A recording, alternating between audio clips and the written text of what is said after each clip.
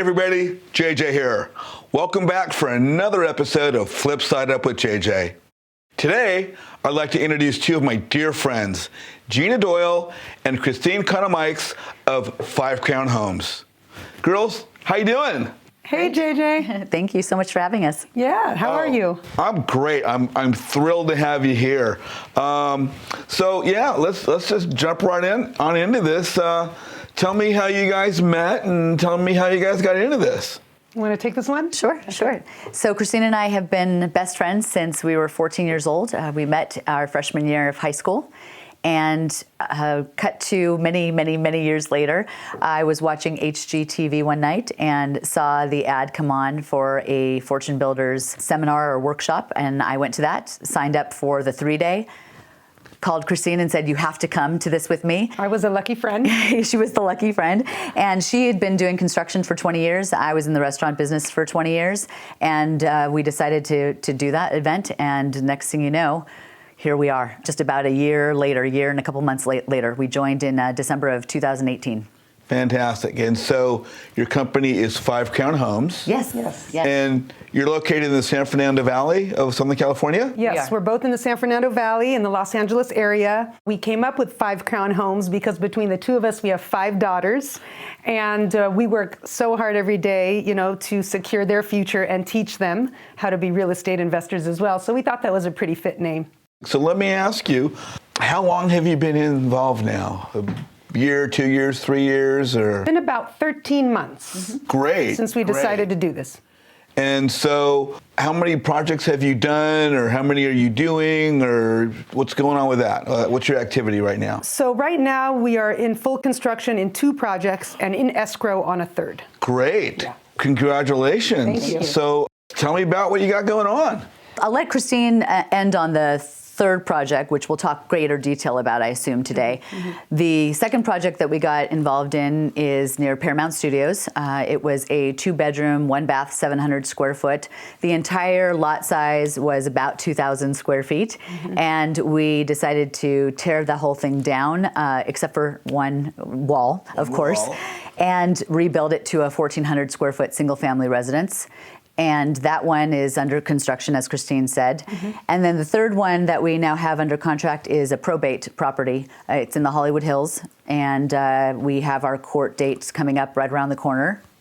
And we're very excited about that one. That one's going to be another fun project. Great. Mm-hmm. And then, of course, we're making offers every single week on properties. So I'm going to just sort of cut to the chase here. I was fortunate enough to come see your big current project in the Hollywood Hills. Yes. So tell me about that project. So it's got the $1 million view of the Hollywood sign and the city, Culver City, and it is breathtaking. Originally, we were going to just lipstick it and change everything out, renovate. But then our broker said, you have to add square footage, because that's where you're going to make your money, is adding the square footage. Because I believe the rate in that area is about $800 to $1,100 a square foot. So now how big is your lot there? The lot is about 9,000 square feet. 10,700. Wow, it's a good sized lot. Yeah. It's hillside, though. Now with that lot, how do you determine how much square feet you're going to add to the house? So we learned something really informative on this project, which was if we add a hair less than 500 square feet, then we will really ease up on the whole permitting process. The permitting will be a lot less expensive, a lot less complicated. We won't have to do rain barrels. We won't have to do interior fire sprinklers. So there's a lot of things that you don't have to do to a home if you're adding less than 500 square feet. So I believe we're adding 497 square feet on this. Check that out. Yeah. That's great. So we're adding a big master suite, a foyer, a laundry room, a half bath, opening up the whole floor plan, and of course maximizing all of our views with certain types of windows and the location of those windows and the whole living space. So we're making it a real Hollywood home that people can enjoy, entertain. Yeah. So let's talk about a couple things that after walking the house. There's a couple things that you've discovered, a couple of little things along the way that have given you a little bit more insight. Tell me about that front door you got going on. the front door was a learning experience. Since we added the foyer, it used to be a front porch, and we put in this big pivot glass door, which is very hot right now in Los Angeles. What we didn't think about is where you turn on your lights when you first walk into the house. So we didn't position the windows in the foyer in such a way where we could literally open the door and turn on a light, which is what most people do. Now, obviously, we've corrected it with your great ninja tip of making a sensor light. So as soon as the door opens, the sensor will turn on the light for us. But still, you have to have switches for the front porch and for those lights as well. So they're going to be on the other side of a window where typically we would want them right by the front door. So just slightly repositioned. Now we know going in on the next project, which now we're building from the ground up and we're in the framing stages, that we're going to always leave a spot right by the front door to turn on those front porch and front door lights. So now, your house, as I recall, it's kind of on a hillside, so the bedrooms are on a little bit, couple steps up, and the main house is just a couple steps down. And did that present any challenges, maybe as far as entertaining, or? The nice thing about having all of the bedrooms on one level of the house and all of the entertaining common area on the other level of the house is that it keeps it your bedroom's private. If the kids are sleeping, or if you don't feel like having company, but your kids have people over, or whatever the situation is, it's a nice separation. However, we needed a powder room for the guests to use the restroom without using our restrooms, being the homeowners. We created a powder room in the downstairs area, which is only a difference of 2 steps. But because there was no toilet in that downstairs area, we had to run an entire sewer line from that toilet out to the street sewer line, which was a very costly, I think it was about a $7,000 price tag to make that toilet have a sewer line. And so in hindsight, if we had known that just the toilet was going to cost us $7,000, we may have repositioned the powder room a couple steps up so we could tap into the sewer line of the other toilet. So that's what we've learned from that one. Great. Now the house itself, as it currently stands with your kitchen and your main entertaining area, you kind of got a benefit of the prior owner, right? There was a patio or a balcony that they'd already converted to give your area more space, and now you've just taken off with that, right? Absolutely. We found out after we had opened it up that it had been prior a balcony that they had enclosed properly with a permit, and it was structurally sound. So we've just added on to that in terms of opening it up even further. So created more window space because that Hollywood sign really is the big ticket for this house. And so we've made it so the windows are going to be much bigger, as well as in the living room area. Instead of having windows there, we've reframed it to have huge sliding glass doors that lead out to the backyard. So you have more of an entertaining space that's indoor, outdoor, which is also in Southern California just that's the money ticket right there. Now, within that main part of the house, did you do anything structurally in there? Was it just the same as when you got it, or did you move a wall or anything in there? So there was a load-bearing wall that was up between the kitchen and the family room, living room. So we built a fake wall and to support the weight of the roof and the house. And then we took down that load-bearing wall and put in actually 2 sister beams together to really make it strong instead of just one beam.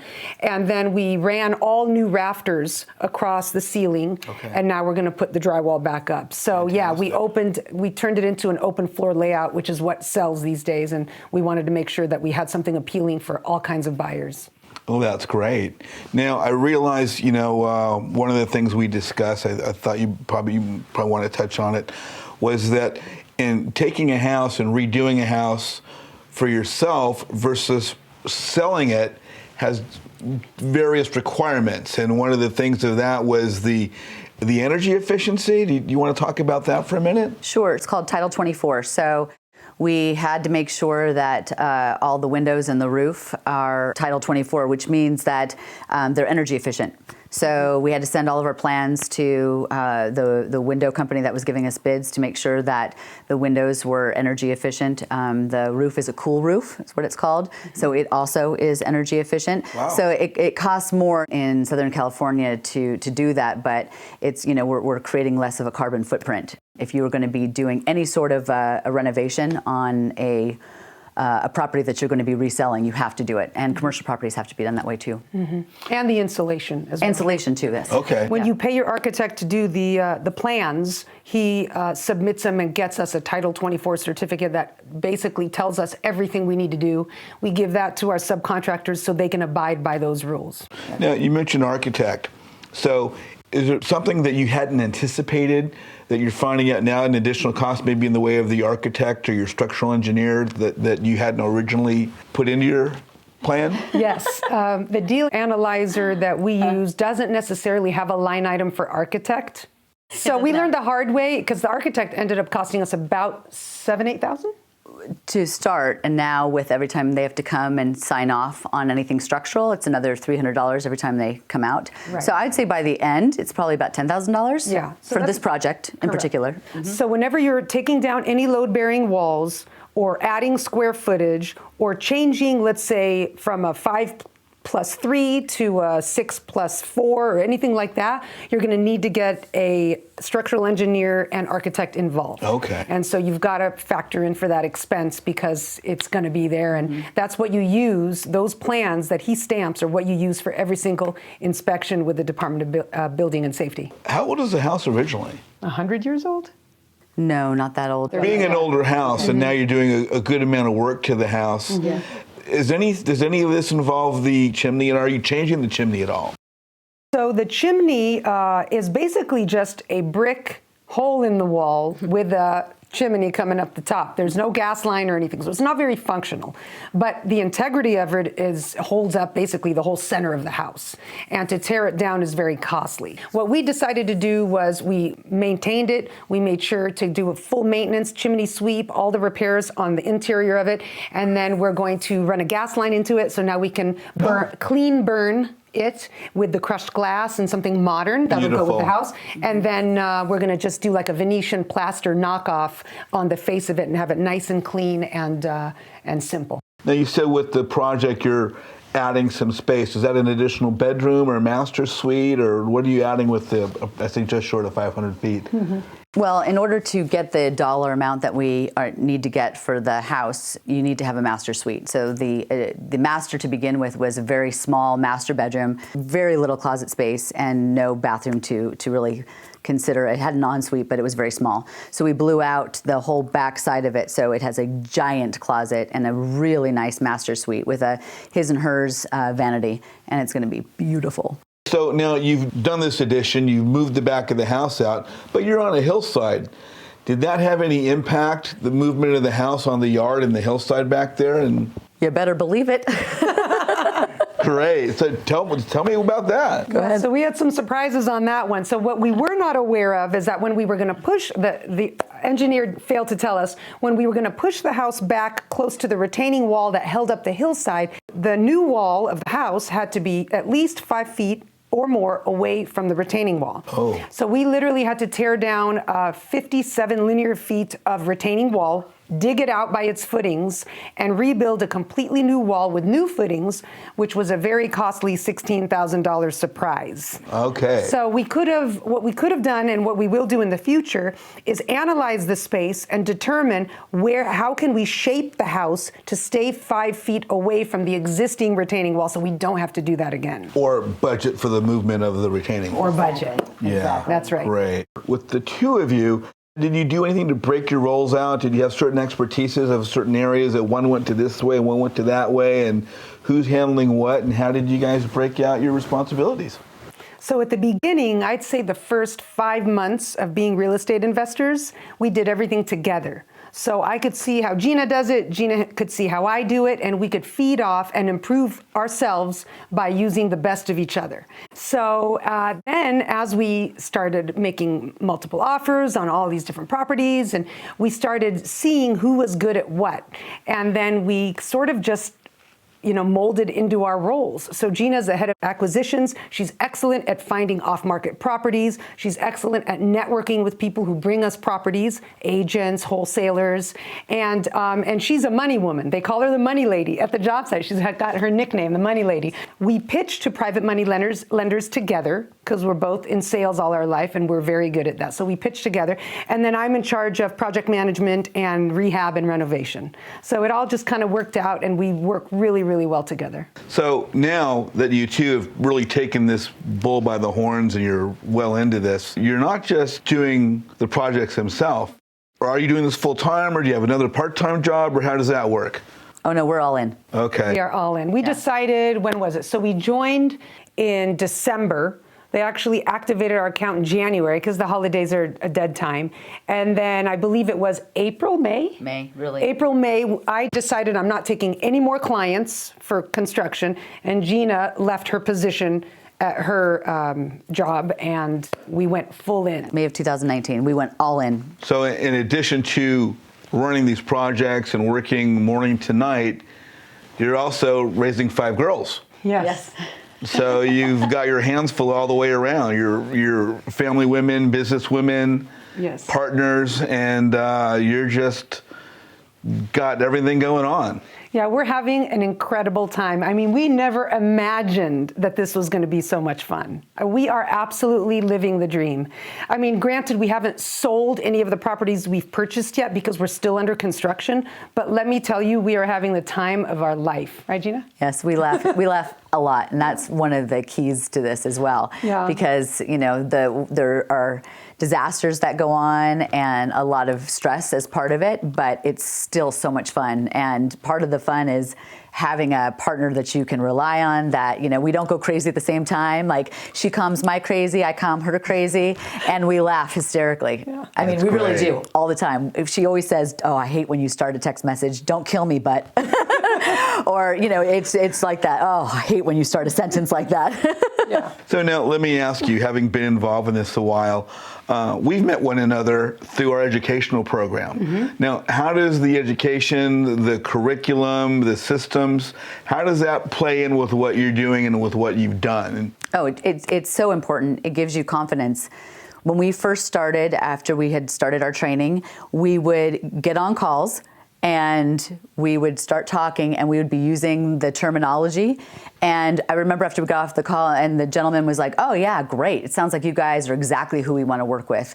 And we got off the call and we were like, and he's one of our wholesalers. And so now we actually do know what we're saying and we know what we mean when we're saying it. And it just following the systems, they're there for a reason. I mean, they really are. And the more education we get, we find that we've missed something the first time around. So going back again to it, you just keep adding and layering, your business, and it's really helpful. We are really coachable students.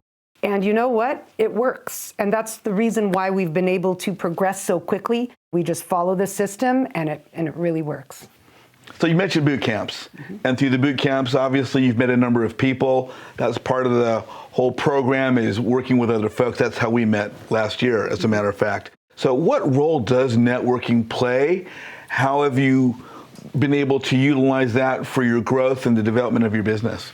It's been very important. I would say two people that we've met through the boot camps that we network with outside of boot camps have become private money lenders for us. Mm-hmm. So really important. Mm-hmm. We started going to meetups, and those people have introduced us to hard money lenders. One of them is now a hard money lender on our second property. Great.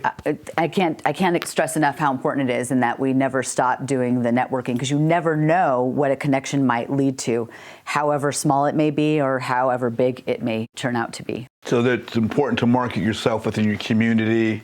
Absolutely. Let people know who you are. Absolutely. That's right. Absolutely.